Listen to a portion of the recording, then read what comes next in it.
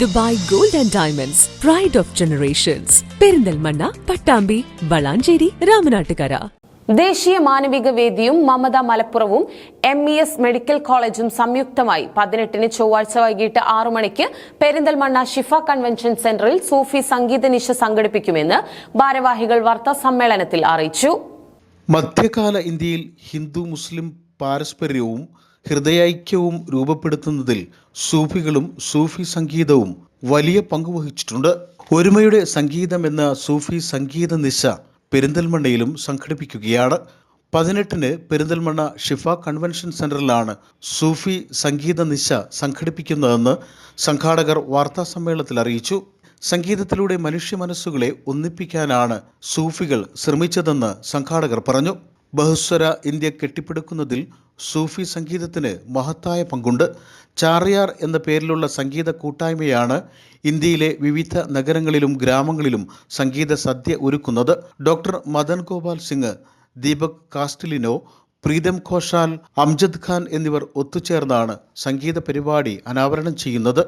മലപ്പുറം ജില്ലയിലെ സംഗീത പരിപാടി ദേശീയ മാനവിക വേദിയും മമത മലപ്പുറവും MES മെഡിക്കൽ കോളേജുമായി ചേർന്നാണ് ഷിഫ കൺവെൻഷൻ സെന്ററിൽ 18-ന് വൈകിട്ട് 6 മണിക്ക് സംഘടിപ്പിക്കുന്നത്. ദീപക് കാസ്റ്റിലാണ്. അദ്ദേഹം ഇന്ത്യയിൽ അറിയപ്പെടുന്ന ഒരു ഗിറ്റാറിസ്റ്റാണ്. അദ്ദേഹം ആണ് രണ്ടാമത്. മൂന്നാമത് പ്രീതം ഘോഷാൽ എന്ന് പറഞ്ഞ ഒരു സരോദ് വാദക്. സരോദ് നിങ്ങൾക്ക് എല്ലാവർക്കും അറിയാം, ഹിന്ദുസ്ഥാനി സംഗീതത്തിൽ ഉപയോഗിക്കുന്ന ഒരു ഇൻസ്ട്രുമെൻ്റാണ്.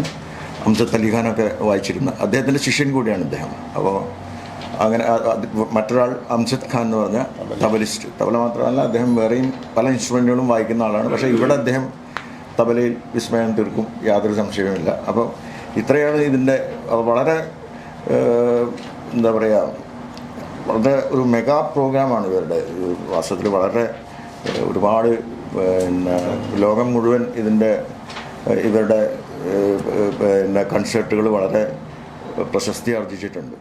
General convener doctor Mubarak Sani, working chairman Haridas Kulathur, executive അംഗങ്ങളായ VK Abdul Rauf, Venu Palur, MM Naeem, Sajan K എന്നിവർ ഇതുമായി ബന്ധപ്പെട്ട് പെരിന്തൽമണ്ണയിൽ വിളിച്ചു ചേർത്ത വാർത്താ സമ്മേളനത്തിൽ പങ്കെടുത്തു.